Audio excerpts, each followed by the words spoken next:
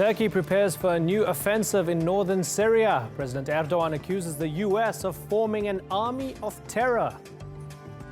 I'm Imran Garda, and today's newsmaker is the so-called Syria Border Protection Force.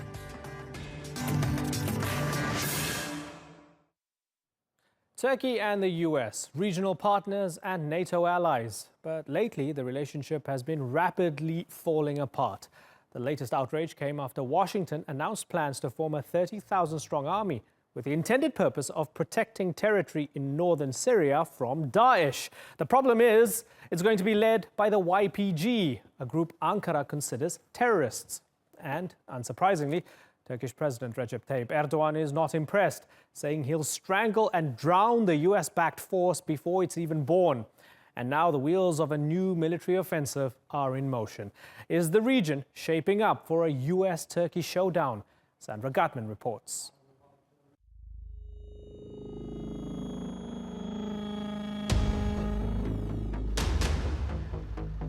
Daesh may have been driven out of northern Syria, but fighting along the border is far from over.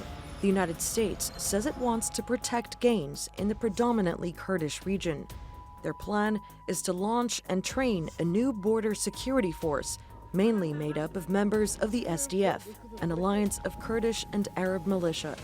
But Turkey sees the force as a threat. Among its fighters are members of the YPG, a group Ankara considers an offshoot of the PKK terror group.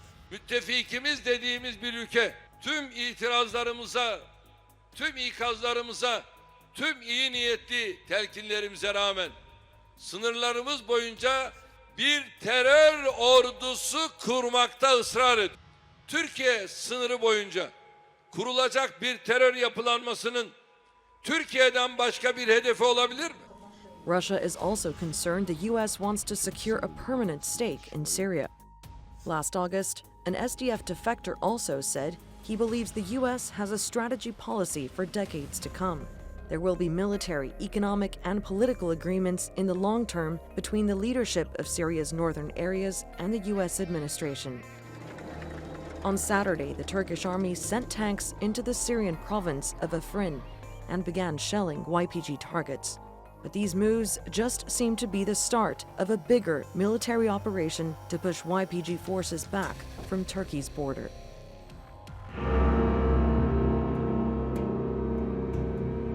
As NATO allies, Turkey and the U.S. have shared strategic interests for decades, especially in the fight against terrorism and Daesh.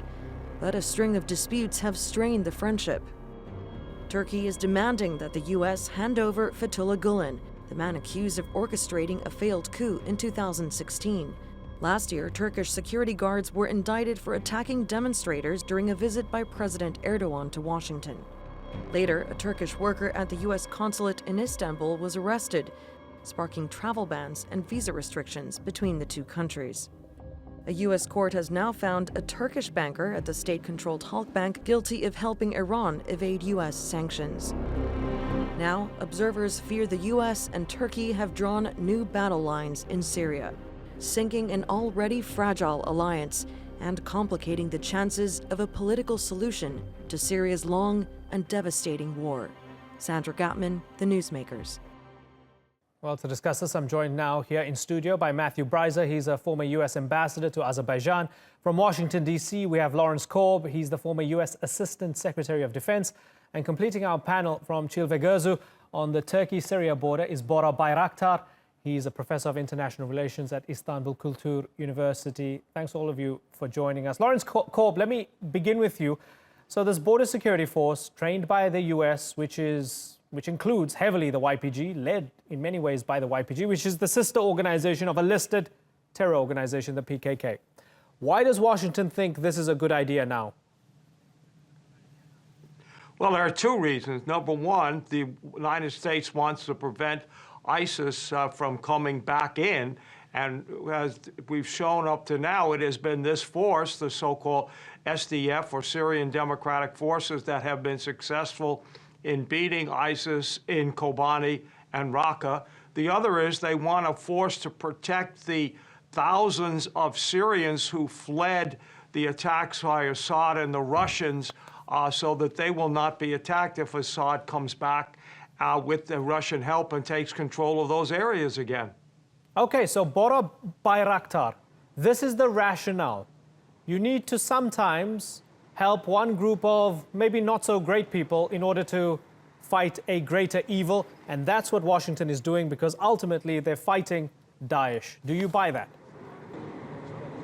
No, I don't think anybody buys that, especially in this country, in Turkey, because we know that the PYD-held areas are also under great pressure of the PYD organization.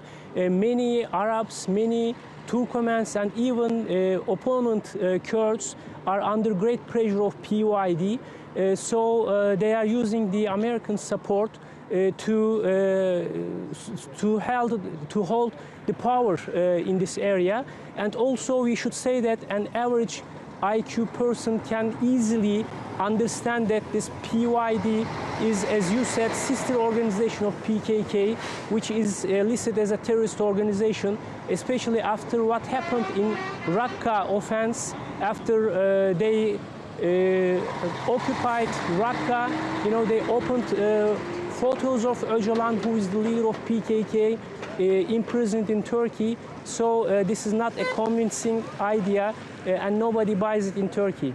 Matthew Bryden, there's a sense of betrayal here in Turkey because you have people saying, but what happened in the White House back in May? The US promised President Erdogan this won't happen. What's going on? Yeah, well, not only that happened, but the day that Operation Euphrates Shield began a year ago on August 24th, then Vice President Biden also said that the YPG will have to move back east of the Euphrates, and a couple of days later, Brett McGurk, the U.S. envoy to defeating ISIS, he said no, they won't have to move back east of the Euphrates. So what that says to me is there's a bureaucratic battle going on in Washington. One side of the equation, Central Command, is still angry about March 1st, 2003 vote of the Turkish parliament not to allow the U.S. to invade Iraq via Turkey. I think they're also disappointed from their perspective that Turkey didn't offer as many forces as the U.S. would have liked to attack Raqqa. So that's one side. On the other hand, there's a European command and people who care about the strategic value of Turkey within the various bureaucracies in the U.S. who have a different view. And I think these two things are playing, those right. points of view are playing themselves out. And if a U.S. official had to tell you, well, you know, sometimes we have to arm Stalin or support Stalin to defeat Hitler and so on. This is what we do. This is politics. Yeah, I grew up in a different U.S. foreign policy establishment, and I was very active, as I say, back in the Bush W administration and the preparations for the war in Iraq. And our doctrine then, which has usually been the U.S. doctrine, is that there are no good terrorists, there are only bad terrorists.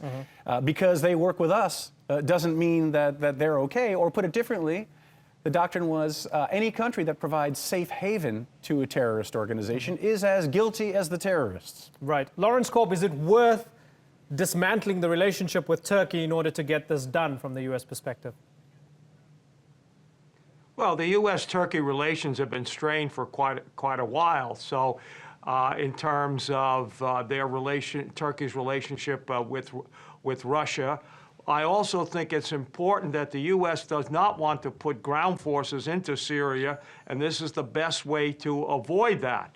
And I think that's what the U.S. is looking. They don't want to antagonize Turkey, and most of the people in the administration who support this proposal do not think that the YPG is going to work with the PKK to undermine Turkey or to use this to create more terrorism in Turkey. Their feeling is that they will be the ones to prevent ISIS from coming back and to prevent those people who have, as I said, fled Assad. Remember, Turkey's goal was to get rid of Assad. They've changed that goal now, too. So I think a lot of people have changed the goals. They think they need to work together.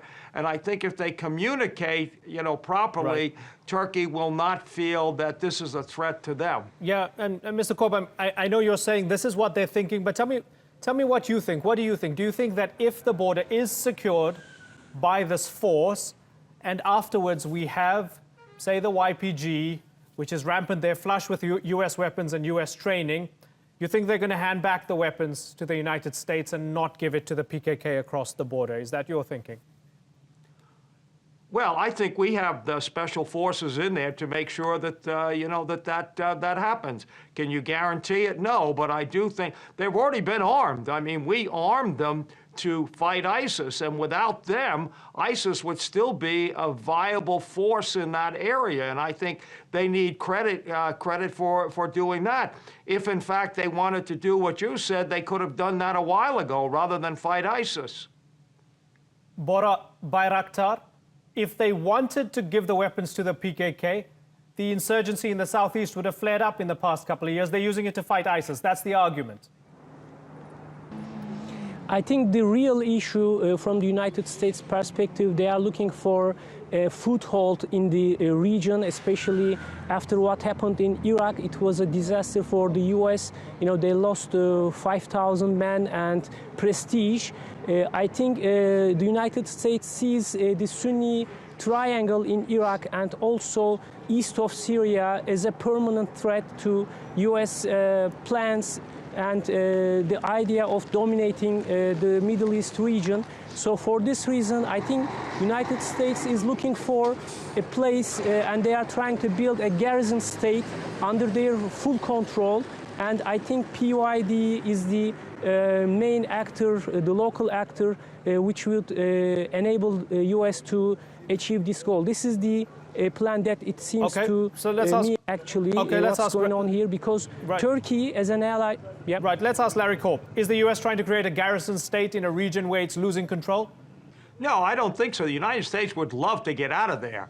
I mean, President Trump, when he campaigned, said he was against nation building. He wanted to accelerate the process that Obama had started by putting in a few more troops and relaxing the rules of engagement. But no, he doesn't. The United States doesn't want a permanent force in that area at all. President Trump was opposed to the invasion of Iraq. So if it was up to him, we'd be out of there. And I think once we can be sure that ISIS has been under control, the United States will even withdraw some of the special forces that it has there. Let's have a little listen to what the Russian Foreign Minister Sergei Lavrov had to say, because the Russians have been wading in. Let's have a listen.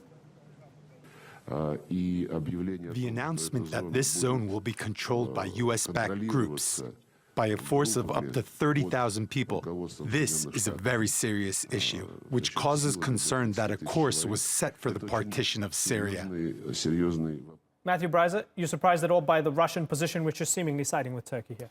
Not at all, but the Russian position aims to sow discord and to create a rift between the U.S. and Turkey, which has been Russian foreign policy in this region for quite some time. The reality is, based on some extremely high-level discussions I've had in the last few weeks in Washington at the ministerial level, both current and former, there really is a sensitivity in Washington of the need to help Turkey make the right choices and work together with the United States in northern Syria. Put it differently, there's a desire to find out what it is specifically Turkey would want the U.S. to do to defang the YPG, to prevent it from being integrated with the PKK, and therefore together to find a way to stabilize northern Syria, including Afrin.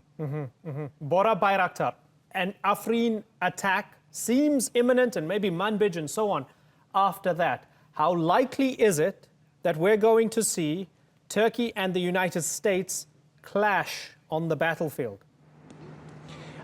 I don't think this is going to happen, especially considering Afrin is very far from the Euphrates River.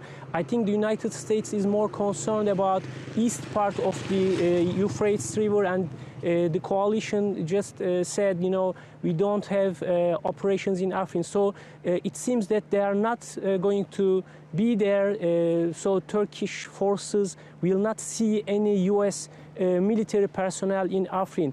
But if things goes on, there is, I think, more opportunity or more risk for Turkey to clash with Russian forces in Afrin, and this is the main issue, and which will more complicate the problem here. Matthew Bryden, is the Afrin attack, when it happens, if it happens, is it justified? I think it is justified. Of course it is. Turkey is a sovereign state with serious national security concerns along its border. I also think it's an opportunity, going back to what I was saying at the end. Precisely what Mr. Bayraktar was saying is why. U.S. forces are not planning to operate in Afrin. But U.S. government would like to see stability in Afrin established in a way that protects Turkey. So maybe Turkey can request some form of U.S. assistance in terms of training or weaponry for let's say, FSA forces that will be operating in Afrin. Okay, so Lawrence Korb, might there be a silver lining to all of this, with Turkey getting U.S. consent when it comes to maybe Afrin, Manbij, and so on? Yeah, I think there is. We have had our, as the ambassador has pointed out, we've had our disagreements with Turkey over the years, but eventually we do work out the things. And I think this highlights what's going to happen in Syria now that basically ISIS has been pushed out. What is the future of Syria? Will it be a federal state? How long will Assad remain in power? How much influence will the Russians and the Iranians, which we haven't even talked about, how much influence are they going to have there? And I think Turkey and the U.S. are on the same page there, not wanting to have Russia or Iran dominate the area. Matthew Bryza, is it just something that the U.S. has to get used to, that Turkey has options these days? Yeah, I think, of course, it's something the US has Russia, to get used to. Iran, whoever. Sure, but I think that fundamentally, from a strategic perspective, Turkey's leadership realizes being left alone with Russia and Iran in the Middle East is not somewhere Turkey wants to be. Life is a lot better if the U.S. is your partner, and the YPG isn't going to die. It's not going away. Either the Russians will manipulate the YPG to Russia's advantage, which will not be in Turkey's interests, or Turkey and the U.S. can work together to manage the YPG problem. I think that's the way things are moving. Yeah, Bora, for those who feel that relations between the two countries are getting very close to the point of no return, from this possibly on the battlefield on Turkey's border in northern Syria, to the courts in New York City, to Turkey wanting a man in the Poconos. Those who believe that this is just, it's hitting a point where both are going to regret it after a while and the whole relationship's going to fall apart, do they have a strong case? Are we getting into dangerous territory? Yes, I think we are coming closer to a make or break point in Turkish-US alliance, because in many major issues from Turkish perspective, national security issues, Turkey doesn't see US helping her or supporting Turkey. You know, when it comes to Turkish territorial integrity, Turkey's war on terror, the military coup attempt, the initiators of this military coup attempt, the FETÖ movement, you know, they are based in the United States. So these are major issues, and not only Turkish government, but Turkish people feel that US is no longer friend of Turkey. So I think many people in the government, in the street, are reviewing its decision about US, and I think Turkey is moving away from the United States. Maybe it's same for US. Maybe American friends can talk about that in major issues. There are many disagreements, but I think at the end, United States is losing a very important, very key ally in the southern flank of NATO. And, you know, Russians are coming down. Russia is now in Mediterranean. They are in Crimea. They are controlling Syria. And now S-400s will be based on Turkey. So I think this is a great strategic loss for the United States. Lawrence Korb, does the U.S. need to work harder to keep Turkey as a friend? Well, I think so. But again, remember that this is not the U.S. fault. For example, trying to extradite, you know, Gulen, who's the person living in the Poconos, our court said there was no, you know, reason for that. I mean, we have a separation of powers, and it's not up to the president. You know, there was no real evidence presented. And this idea that somehow or another, you know, we were responsible for the attempted coup is just nonsense. I think the real problem is that Erdogan, you know, is taking more and more power and acting more and more, you know, out of line in terms of not trying to deal with these things. After all, he never complained when with the Syrian Democratic Forces were fighting in Kobani and Raqqa. I mean, if they had not done that, can you imagine how bad the situation would be on Turkey's border? All right, okay, so Larry Korb sees it as, you know, predominantly Turkey's fault here, that the relationship is being hurt. A year ago, Matthew Bryza, people said that Trump and Erdogan seem to be natural allies, and this was an opportunity for a fresh start. 1 year on since Trump assumed the presidency, let me ask you if Trump has a Turkey policy. No, I don't believe he has a Turkey policy. In fact, I don't believe he generally has a systematic policy on much of anything. I mean, I think the bureaucracy is running on its own with some great leadership, Secretary Mattis, decent leadership from Secretary Tillerson. No, I don't think President Trump has a Turkey policy. I don't think he's very aware of the issues at play, to be honest with you. I think he felt some sort of an emotional bond with President Erdogan. He wants to get along. But I think the whole problem here, as we talked about a couple of iterations ago, is that you get this inconsistency in U.S. policy. One day, the president or someone else in the White House says, we're not going to arm the YPG. The next day, someone else contradicts that. Yeah. You need presidential leadership to set the rules. Yeah, interesting times in Northern Syria, and we'll be watching it closely to see if there is indeed an attack on Afrin and beyond. But for the moment, I've got to move on. Lawrence Korb, Bora Bayraktar, and Matthew Bryzer, I thank you all for joining us here on the Newsmakers.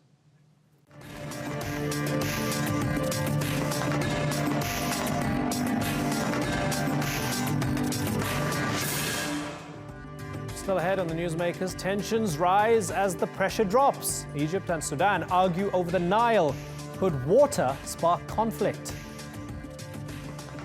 And detained in Abu Dhabi, a Qatari royal says he's being held against his will. What's really going on between Qatar and the UAE?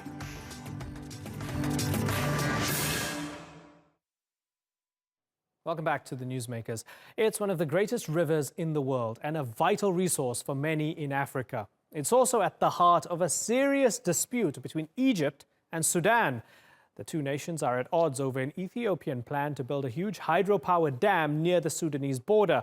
Cairo fears the project will restrict their access to water, but Khartoum says it's essential for their agriculture. Could these growing tensions spill over into a full-blown water war? Randolph Nogel explains.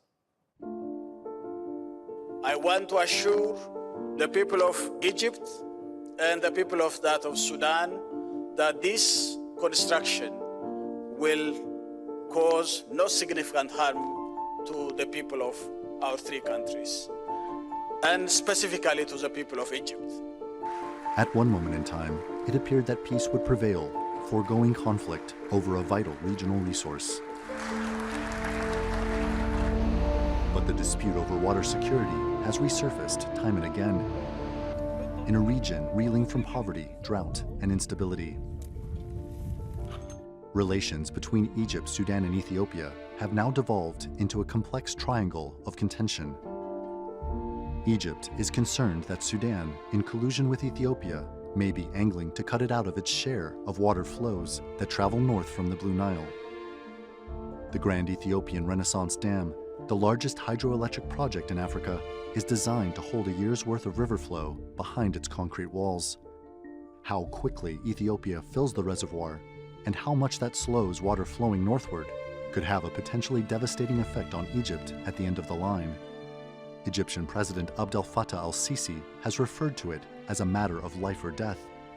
انت هتطور وتنمي وانا معاك، لكن خلي بالك ان في مصر شعب بيعيش فقط على المية اللي بتيجي من هذا النهر. 90% of people in Egypt live on or near the banks of the River Nile, but energy-hungry Ethiopia may not be willing to wait too long to reap its rewards, and Sudan is eager to increase its water use to boost agriculture. Egypt pulled out of technical negotiations to measure the dam's impact on water flows in November. The impasse is being fueled by other disputes in what some fear could be a perfect storm for conflict.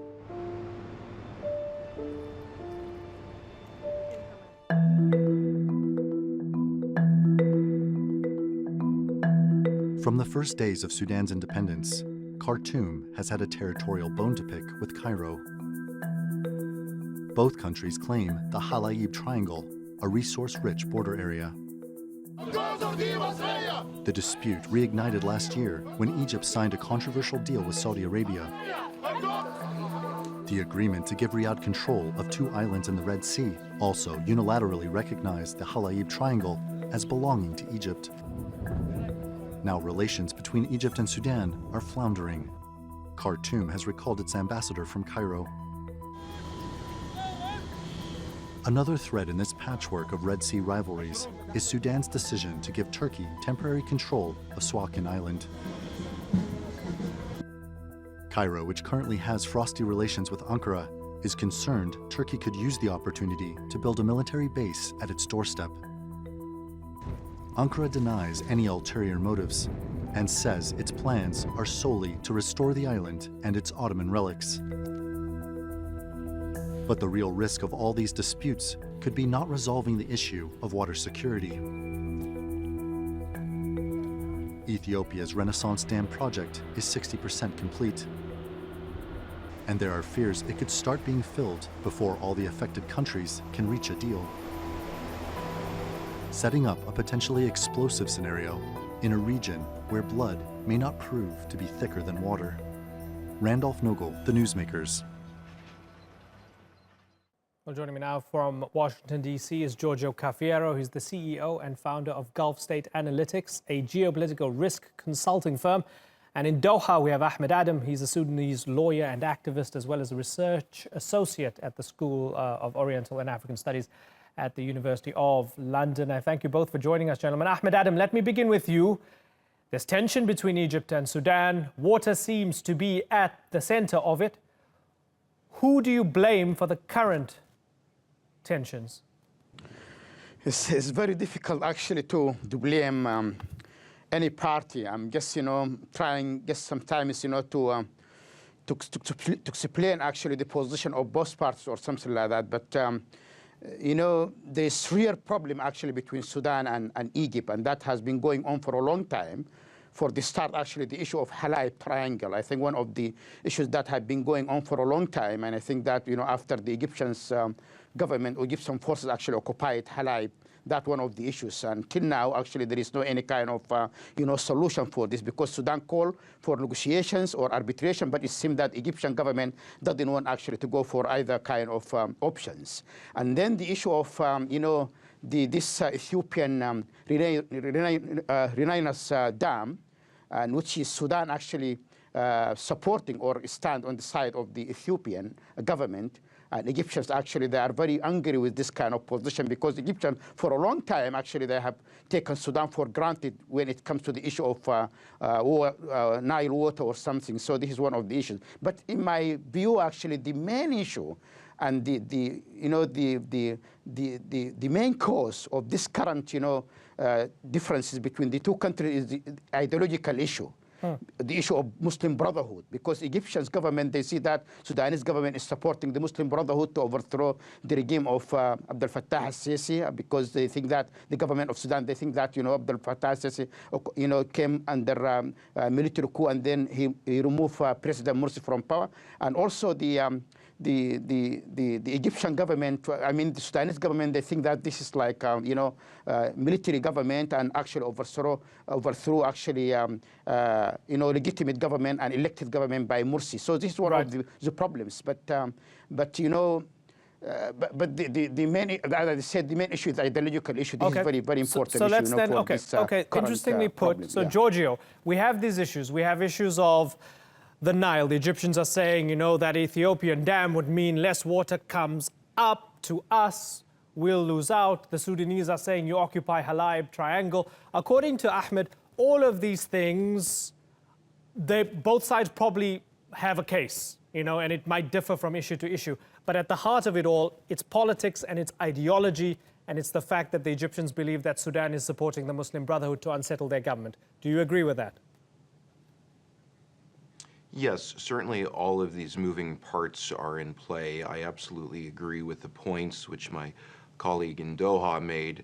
I would just add that when we look at the greater MENA region, what we're seeing right now in the Red Sea is some of the geopolitical instability from the Qatar crisis, which is now about 7.5 months old, spilling over into the Nile. I think as the Gulf states are divided over the Qatar rift, it was very clear that Egypt was on the side of Riyadh and Abu Dhabi against Doha. Sudan was trying to have a good relationship with all 6 countries in the GCC. Of course, the Sudanese have grown close to Doha.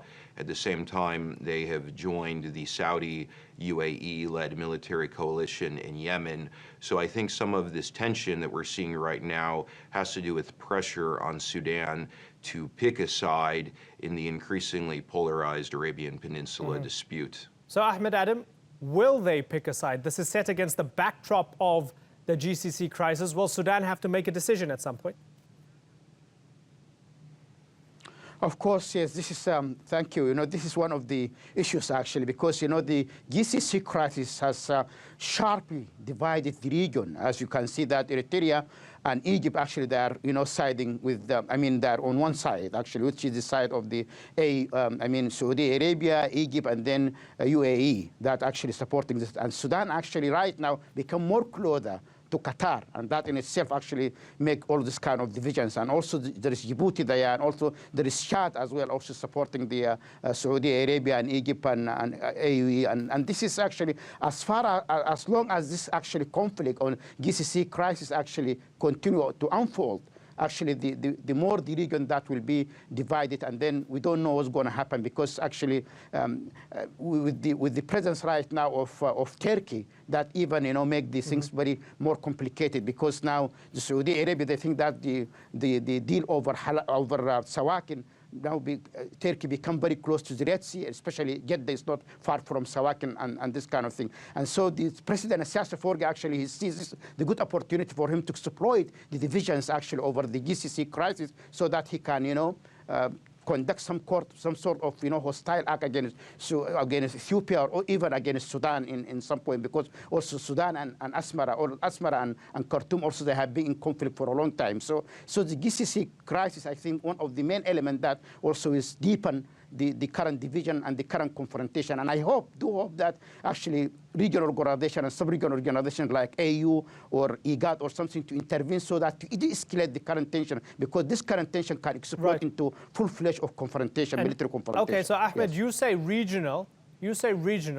How about the World Bank? They're potentially a mediator. Would it work? Not regionally, not the AU, not the neighbors, but the World Bank. Might it work?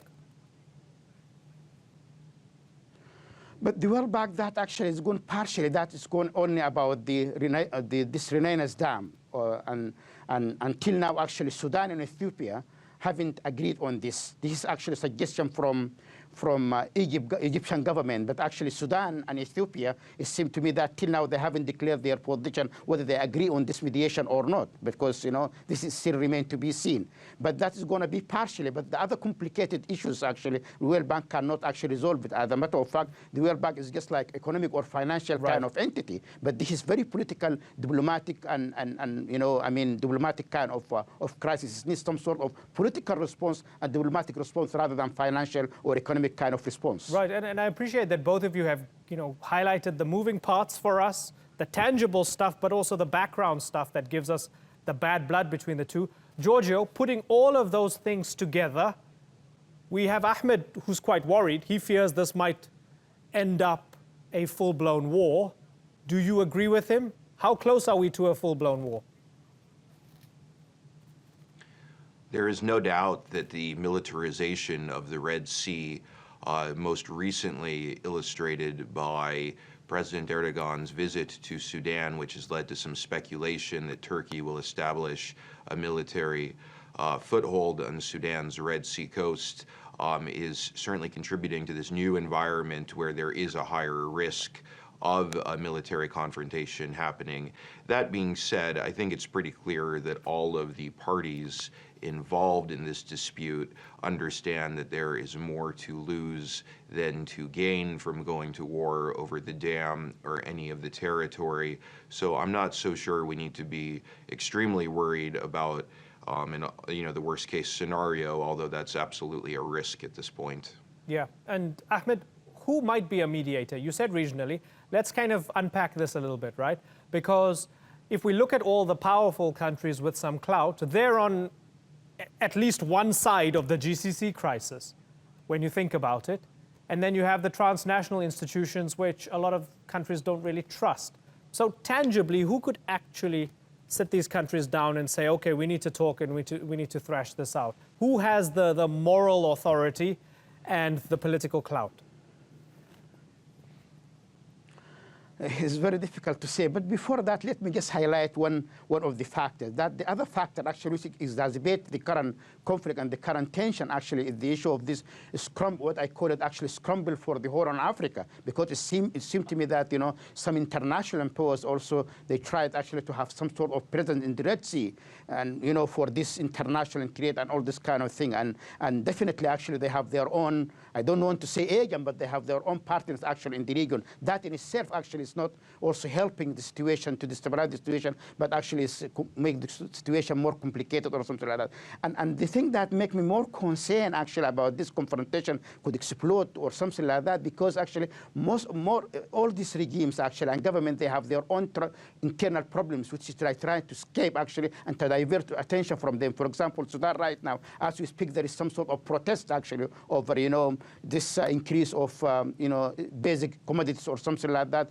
Egyptian government also, they have their own internal problems. Ethiopian government as well as the Eritrean government actually, they have their own internal problems. So they tend actually to exacerbate this kind of thing, or even to escalate this kind of tension to divert the attention from their own internal problem, and this is very dangerous as well. But as mediators, I think African Union in a good position, to at least, because this is the regional organization that we have. We don't have other regional organization or something. I think they have the responsibility actually to act and try actually to de-escalate the current tension, and also the IGAD. I know that Eritrean government, they have their own concern about IGAD, but it's still IGAD also one of the respected sub-regional organization also, and the other powers as well. Turkey, Russia, United States, the big five actually at the Security Council. I think this is also this issue. If it explodes or something like that, is going to endanger and to threaten the regional international peace and security. So they have some sort of responsibility also to act. But actually, I'm not happy with the silence of all this kind of organization, African Union, IGAD, and even the UN Security Council. Okay, Giorgio, who can mediate? I think it's interesting to contemplate the idea of Russia taking advantage of this tension as another opportunity to sell itself as an indispensable mediator in the Arab world. Keep in mind that both the regimes in Cairo and Khartoum have looked to the Kremlin in recent months, recent years, to advance their own geopolitical interests in the region. Obviously, this positions Russia uniquely. The United States, despite lifting some sanctions on Sudan, maintains an overall negative relationship with the Bashir regime for a host of other reasons. Nonetheless, I think Russia might try to insert itself here as a diplomatic mediator, just as Moscow has done in Libya, Syria, and other parts of the Arab world too. Yeah, we'll be keeping a close eye on Russia. Ahmed Adam, I want to ask you a final question regarding both countries trying to keep each other busy and the accusations. So the one accusation that we highlighted earlier on, that the Egyptians saying Sudan is supporting the Muslim Brotherhood in order to undermine Sisi, and on the other hand, you have the Sudanese accusation that it is Egyptian intelligence that is supporting opposition figures, Egyptian intelligence that is supporting opposition rebels in places like Darfur and so on. These are the claims. Are they true? Are they both doing this?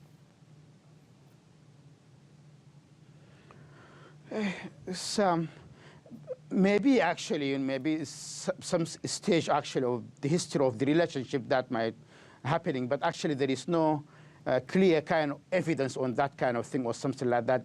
But this is actually in the back of mind of every government, actually in Cairo and also in Khartoum. As I said, that the perception in Khartoum that Sisi is actually is just came through military coup, and then he overthrew Morsi, his Muslim Brotherhood.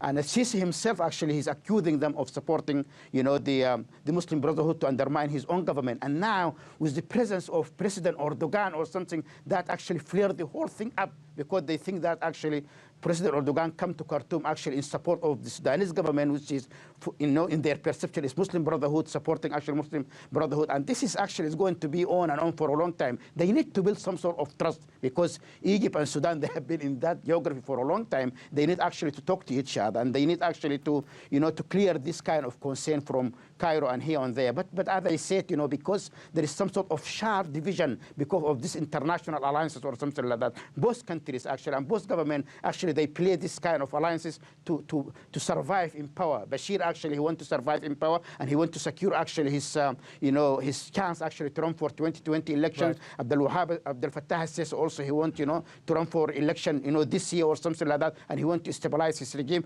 And this kind of alliances actually regional alliances, international alliances actually is not playing good role actually in terms of keeping the region actually in a stable way or secure or something. So. Right. It's very difficult actually to prescribe any kind of solution to this, but they need to negotiate and they need actually to deepen their trust or to build their trust. Certainly. Nobody wants to see a war, whether it is triggered by water or anything else. Gentlemen, it's been a pleasure talking to both of you, Giorgio Cafiero and Ahmed Adam. Thank you very much for joining us here on the Newsmakers.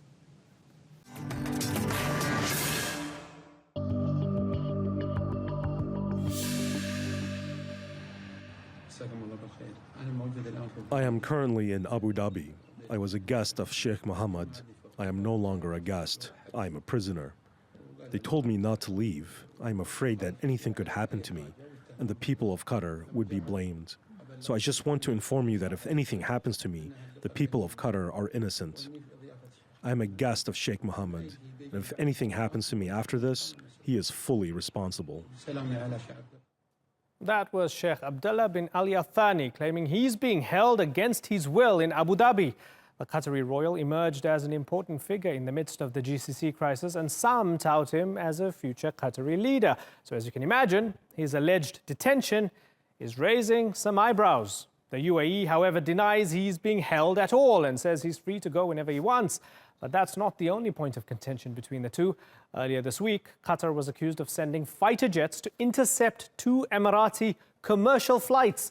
But Doha says that's completely false. We're now into the 8th month of the GCC dispute and still without a solution in sight.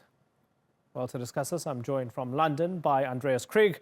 He's an assistant professor in the Department of Defence Studies at King's College and a consultant to the UK Defence Academy. And in Beirut, we have Riyad Kahwaji. He's the director of the Institute of Near East and Gulf Military Analysis. Gentlemen, thank you very much for joining us. Andreas, let's begin with you. If the Qataris did in fact do this, was it a bad mistake to intercept Emirati commercial jets? I think there is no discussion at this point that, or any doubt that the Qataris were involved in were actually involved in this. It's quite clear they weren't involved in this. It would have been a mistake, but it doesn't make any sense to think that Qatar would take such steps, considering that Qatar at the moment, the main narrative that Qatar is trying to bring out is that they are very much in conforming with IATA regulations. So it would be against these regulations and against the freedom of using this airspace. And Qatar has made sure from the beginning, despite any actions taken against Qatar, Qatar does not want to and doesn't intend to retaliate. So it doesn't make any sense. I don't think Qatar was involved in this. Okay, so Andreas, has the UAE lied about it? Yes, I think it's part of this wider war over narrative that's been going on in the Gulf for the past 8 months, and it doesn't seem to be there doesn't seem to be any end in sight. We're not talking about diplomatic issues. We're not talking about interest. We're not talking about problems and issues that can be solved. We're talking about a war over narratives, which is purely fueled by alternative facts.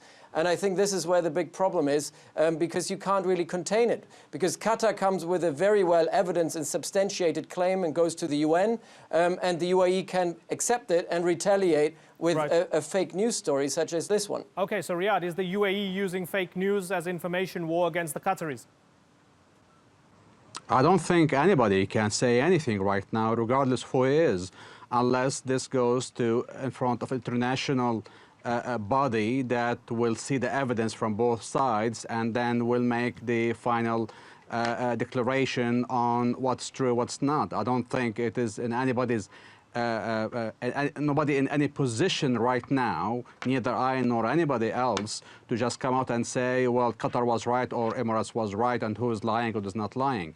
Right now, we have one country saying one thing, another saying another. Both will have to take it forward to the international organization, the IATA or UN, whoever, to see the evidence from both sides and then state a verdict. Okay, so let me ground the jets for a moment and ask about the Sheikh. This one perhaps has a bit more grounds to stand on. So you have Sheikh Abdullah bin Ali Thani. He was primed by the Saudi camp, the Emirati camp, and others saying this is a potential future leader and he might replace Sheikh Tamim. He's come out with a video, Riyadh, saying, listen, I'm a prisoner, I'm not a guest here. What's going on? Why are they holding him as a prisoner? I don't know. The guy, I heard him earlier, a few weeks ago, saying that he made declarations against Qatar. Now he is making another statements. I think this figure's credibility is in question right now as to what he wants, what was his intentions a couple months back, and right now what he's saying. So we didn't know anything about this guy before. He proclaimed, declared that he could be in line for, for the throne in Qatar, and the Qatari ruler was not doing the right things, and was criticizing him. And now, today, he comes out with this video about him being a prisoner. This is a guy who has a very questionable credibility, as far as I'm concerned. Okay, so Andreas, does he have a credibility gap here? Is the guy dodgy? Yeah, I completely agree. I mean, Sheikh Abdullah has been very much abused in his personality. Also, you know, he was living in London. He's a businessman. He's apolitical. He never had any ambitions within Qatar to aspire for any political change. But he has been, used in this war over narratives. The UAE and Saudi have kind of groomed him to be an alternative to Sheikh Tamim, the Emir of Qatar. And I think this has been going on in September last year, and it failed. The entire war over narratives failed. It didn't really get any traction, neither in the Gulf nor in the wider world.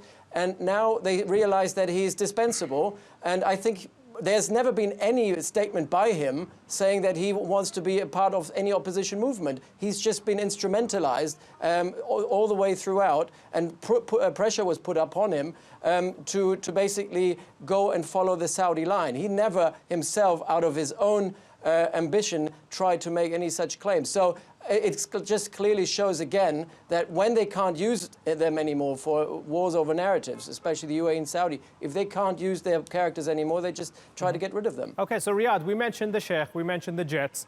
We're following up on the story 8 months on. At the beginning, Saudi Arabia, the UAE and their allies hoped to squeeze Qatar into making concessions or into changing its behavior. They were clear about what they wanted to do. 8 months on, are we at a point where we can all concede that the Qataris have been able to ride the storm and that they have options, they have friends, and the isolation and blockade has failed? I think, from day on, when I was asking people in the region and the 4 countries that led this boycott against Qatar about the time span, the duration. And they told me it's an open thing, an open-ended. They never put an exact date how long this is gonna be, and as far as they're concerned, it's gonna take as long as it needs to take, so that they will achieve their objectives. So right now, I don't hear many officials talking about it. They are busy with other issues, but when this comes up for them, this is now a daily routine thing, a policy that will stay in place until it serves its objective. And Andreas, will the Qataris eventually cave, or are they in the clear now? Nobody's in the clear, and I think the Saudi, Emirati, the blockading countries have made it quite clear that they're willing to sustain this indefinitely until objectives are being achieved. What these objectives are really remains in the open. Nobody really knows what needs to be achieved. The Qataris made it clear they're willing to negotiate, but from the other side, there is absolutely no rapprochement towards the Qataris. So at this point, we're in a stalemate that seems to be dragging out on and on and on, and I don't see any solution to this anytime soon.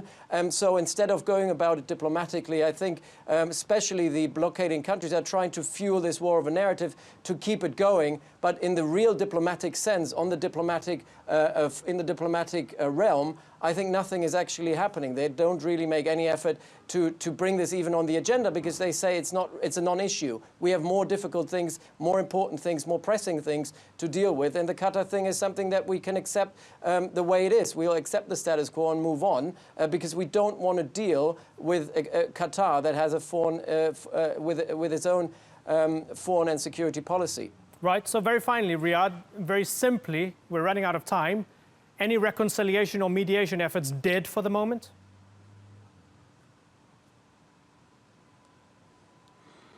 I know many parties, the Americans, the Europeans, have tried and possibly still trying behind the scenes, but I don't see any tangible results, any visible outcome so far. I think I see both camps still each one entrenched to their positions. So I'm afraid it's going to be quite a while before we see any resolution to this conflict. Okay, we're not going to solve the GCC crisis anytime soon, certainly not on this show. Andreas Craig and Riyadh Kahwaji, thanks so much for your insight here on the Newsmakers. Thank you.